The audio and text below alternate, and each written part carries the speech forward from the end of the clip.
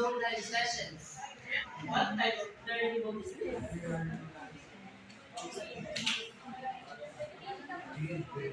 Okay, how? Okay, letter A. Your Andy. Letter learning. How about for letter B. Brandon? Face to face. Or how about for letter C? Miss Cathy. Letter C. Hybrid learning. No more. How about for letter D? Online distance learning or no? Okay, all of your answers are correct. It is your online distance learning. Okay. Now let's proceed to question number 3. Your poetry class combines in-person workshops with online assignments. During workshops, you share your work and receive feedback from the instructor and classmates.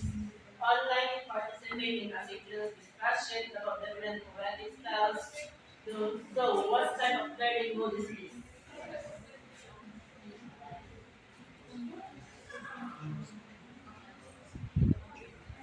Okay, is it letter Andy, letter A, your blended learning, or letter Brandon, letter B, face to face, or letter C, your cat, your Miss Cat, hybrid learning, or how for letter, or how for your high flex learning, instead of random factor.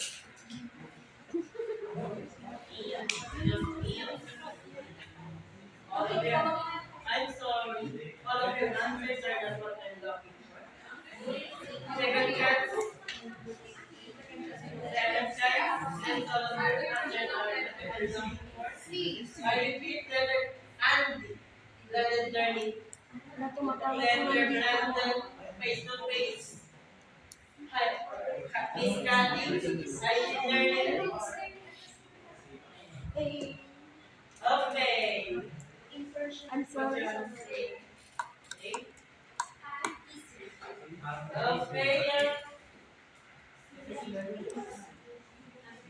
The correct answer for question number 3 is letter C. Your Cathy is happy.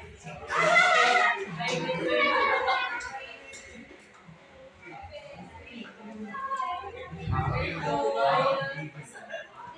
since for hybrid learning, since it is a combination of your in-person workshops and combination from the word combines or combination of in-person workshops and your for your with online assignments with the combination where we and also during online participation and discussion about the different poetic styles. When for the face-to-face, they was already asked the teacher about the topic. What do you understand or do you have any questions? Okay, now let's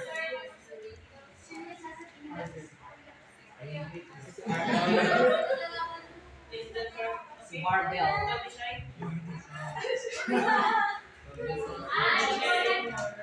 Nag-read for the process method definition ng hybrid learning, which is a combination of online and face-to-face that is happening at the same time.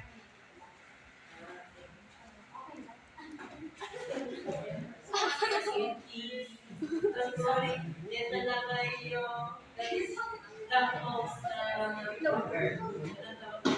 the most difficult to know if it is either hybrid or standard learning. For blended learning, you are given a specific time for your face-to-face classes and then for your online classes. But for your hybrid learning, you are going, the teacher will be teaching you at the same time.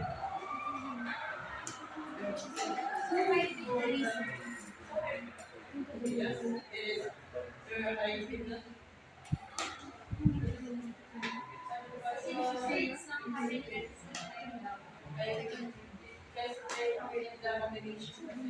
is a combination of your in-person workshops, it takes your face-to-face classes,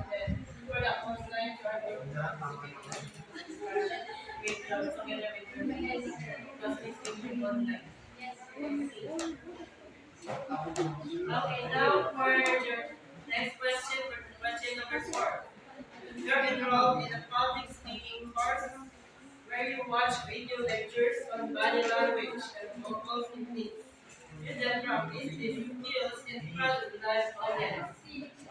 We explain you what friendship. What type of learning policies? Who answered that your online distance learning? How? Who answered that your online distance learning? Letter D as in Gandhi or Douglas MacArthur. Okay, okay, how about for letter C, your cat is Cathy. How about for letter Brandon, your face to face? Or letter A, Apple or Andy, your blended learning. Okay, how about for the three groups? What did that answer? What is your answer? Shadow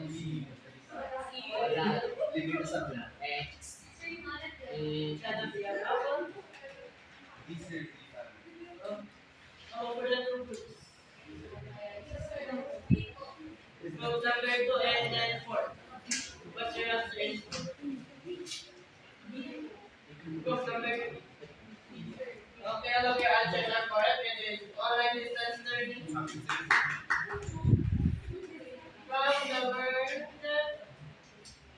From the word, watch video lectures on body language and vocabulary, and then practice skills in front of a live audience or through your Zoom, via Zoom. Okay.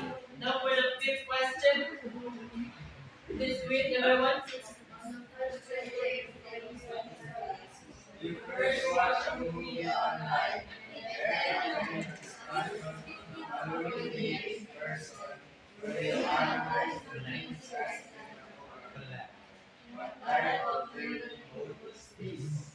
Is it Leonard Andy, your blended learning, or Leonard Andy? Or how about your Mr. Brandon, letter B, face to face? So one. How about for Miss Cathy? Then all of you.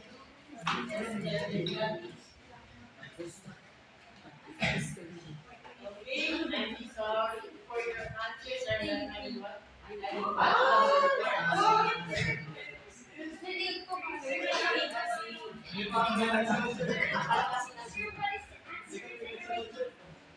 Eh, pareho lang naman siya doon sa ano. I think it's okay, another action besides your web classroom. So, correct is wrong. Is it letter A, Andy, letter learning, or letter G, Dandy, your hybrid learning, or letter Brandon, face to face? Okay, the answer letter A, no one. How about for face to face? Letter Brandon.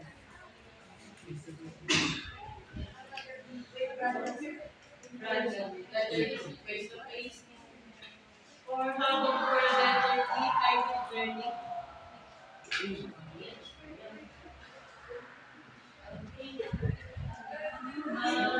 Your answer is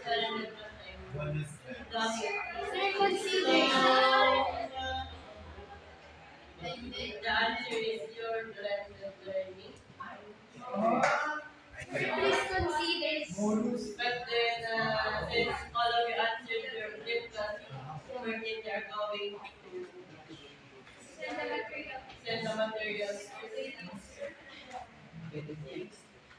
Last month, all of you since science and methodology, blended learning. Since for the blended learning, dapat. I know. Blended learning. Okay, before that, before your class, you want to watch? On the first day of your field studies class, it was that stated that the teacher had provided the students a link for them to watch within and students are quote unquote sila nag-search or nag-review of the topic that they are going to discuss on that specific day. And then for what's the movie? 9 and 10, and then the discussion on the following day, analyze your own time. I used to blend it since then this solution says it's either from day one you are tasked to watch the video, and then for the second day we will be having your face-to-face class.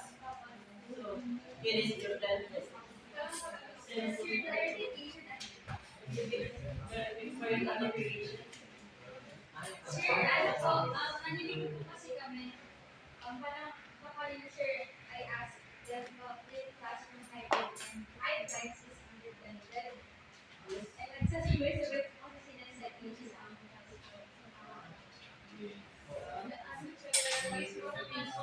Okay, from the meaning of your classroom, just always remember that the teacher will always provide a link or a material for the students to learn from or to read into when they are inside their home. When for extended learning, you will be provided a day for your online class and they provided a day for your face-to-face class.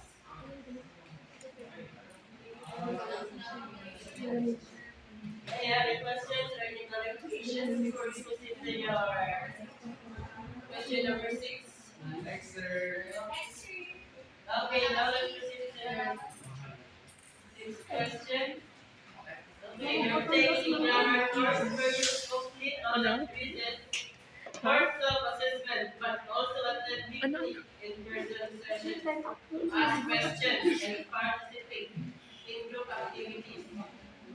What type of learning mode is this? Is it your letter D, Douglas MacArthur?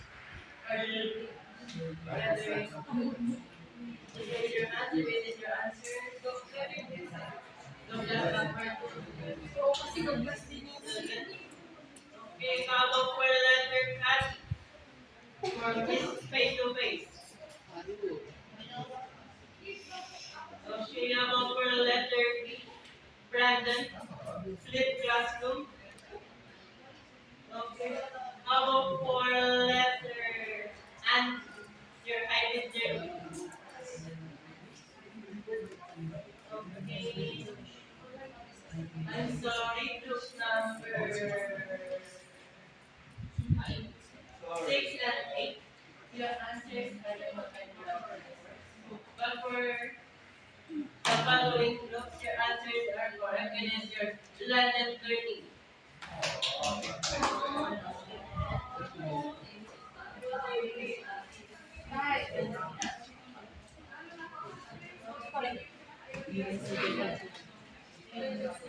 Since for your blended learning, since we are going to accomplish your online quizzes for 1 week, which represents your online or asynchronous classes, and then for the you're going to attend weekly in-person sessions to ask questions and participate in group activities. That is your face-to-face classes. So it is your blended learning.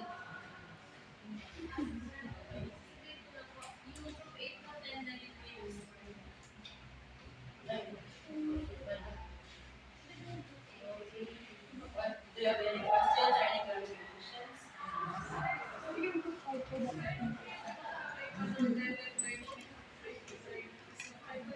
Okay, for the difference between your hybrid and your blended learning is that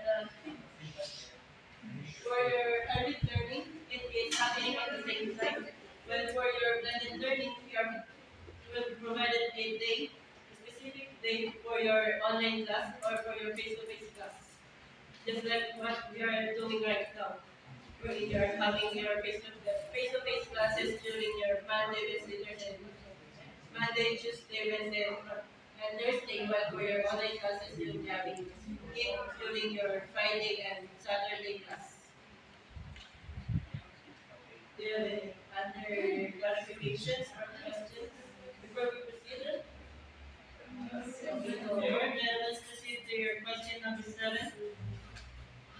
The professor has assigned included a short story online before your next class in the in-person session. You'll discuss character development and plot structure. What type of learning is this?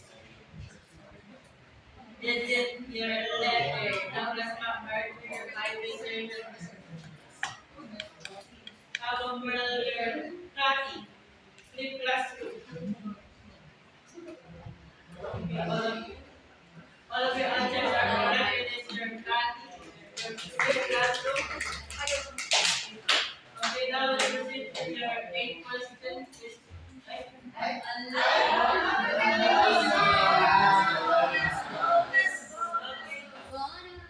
Bonus na. Pero, please explain why it is the answer.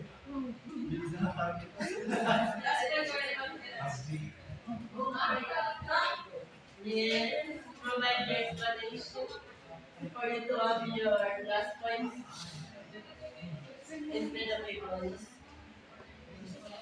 Okay, Connie, group number 9.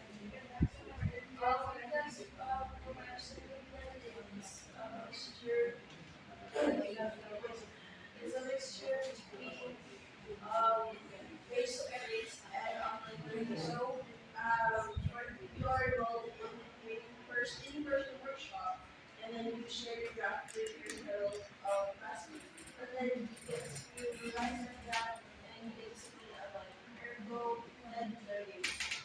Okay. How do you say that it is independent learning? Or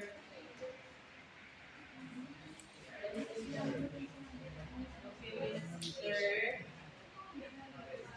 Sir, if we're going to consider po kasi na choices, na may answer talaga yung student, kasi hindi naman siya pwede face-to-face. Hindi rin siya pwede split classroom kasi wala namang binigay yung instructor beforehand na ulit video or lecture to watch. Hindi rin siya pwede hybrid kasi hindi naman siya ginagawa at the same time.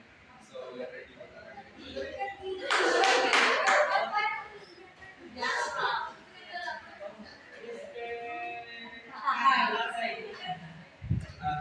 Ano po, it is blended learning kasi we are conducting a face-to-face session in this class where in this scenario, the activities were given face-to-face and then also we are also compromising or we are also using an online platform for them to send their activities for it to be visible. Okay, how about for the other groups?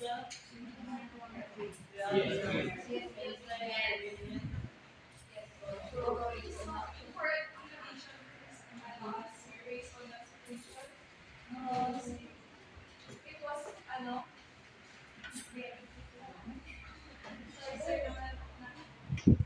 so, if you attend in-person workshop or in face-to-face, you will on online or face-to-face and Okay, any other opinions? Okay, one more. Then we have your group number 9, 1, 3, 5, 3, and 4, 3, Bye. 5,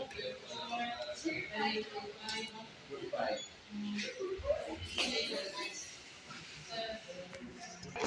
For the second to the last question, for question number 9, you have your first aid, a course on playwriting, wherein you find it crucial to receive feedback on your scripts during workshops and collaborate with classmates on developing scenes. What mode of instruction would be most suitable for your learning style? Is it the letter Andy, your online, or like letter Andy? How about for Brandon? Hybrid. How about for Miss Kat? Face to face. Number.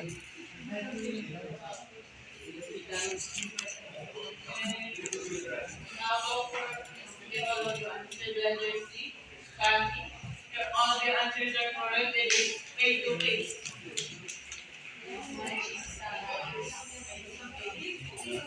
Okay, now let's proceed to your last question.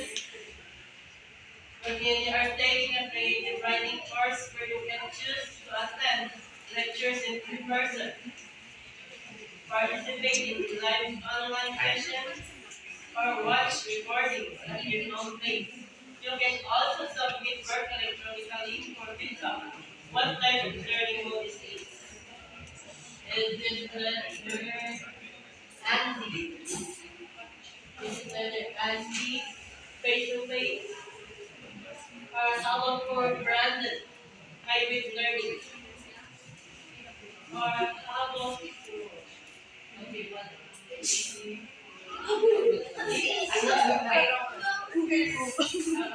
Okay, once more for Brandon, hybrid learning. Please raise your hand.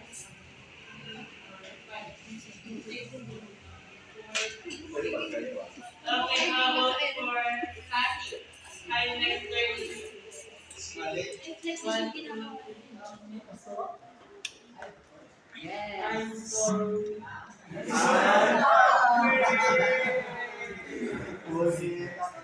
No, that's really 1, 2, 3, 4, 5.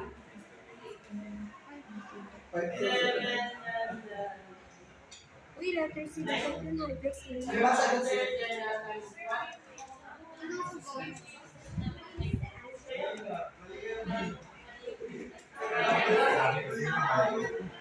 so that's for group number 8 and 6. Your answer is correct. It is your hybrid learning. Sir, group 5, sir. Group 5.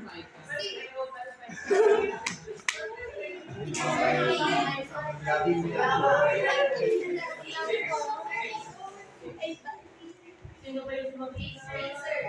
Sir. Okay, why? Ay, bakit?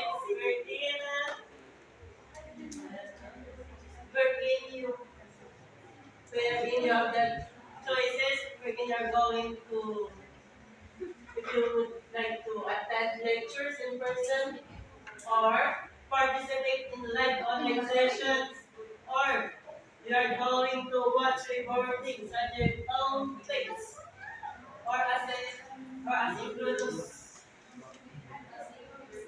So it is your hybrid learning. Then for hybrid learning, please always remember that in hybrid learning, there are only two. There are only two modes that is being done at the same time. It's either face to face or asynchronous sessions, or face to face and then synchronous sessions. So while for hybrid learning, you have the 3 or more choices to choose from. Okay, so now okay,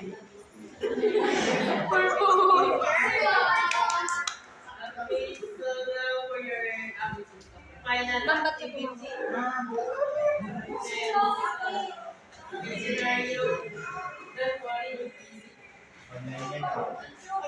For the scenario, imagine you are going to teach in a public high school as an English subject teacher, and then you were asked by the principal at what modes of instruction you'll be using in teaching a topic in English subject. As we know that we cannot go back to pure face-to-face classes due to the pandemic. And then, now let's proceed with instructions. You're going to choose a topic in English subject for 5 points. It is I think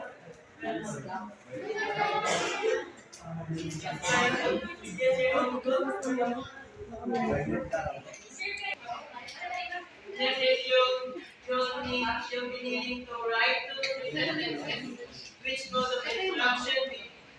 of instruction between blended and distance learning do you believe would be most effective for learning this topic for 10 points?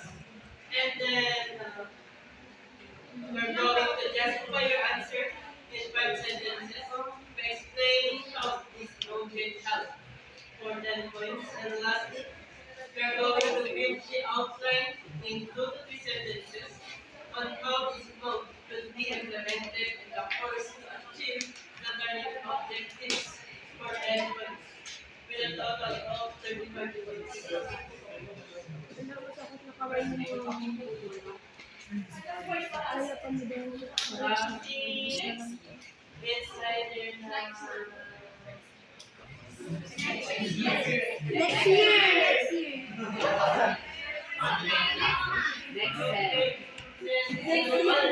Ayaw mo kami Sorry. You'll be using your computer next or no? So,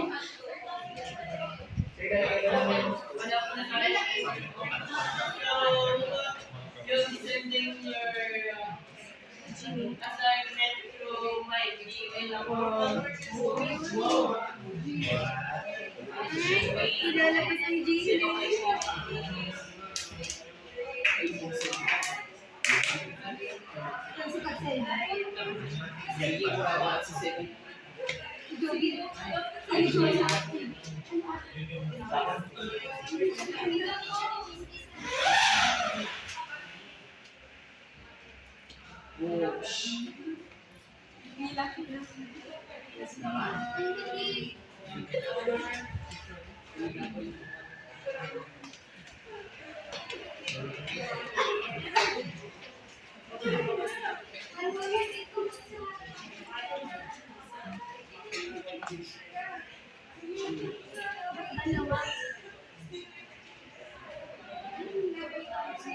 or you could also message me through Messenger. If you don't want to submit it with your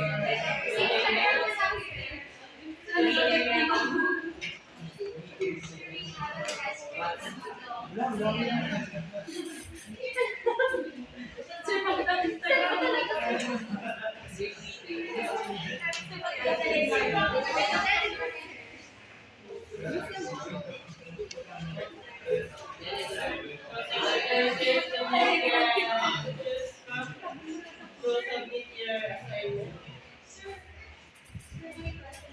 Pero sa lahat ko naman, i-comment na yung sabi niya, like, kasi narinig ko pa rin po yung iba.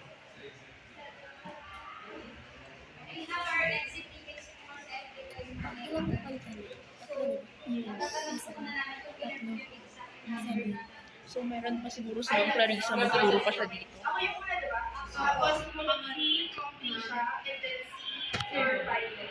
Stop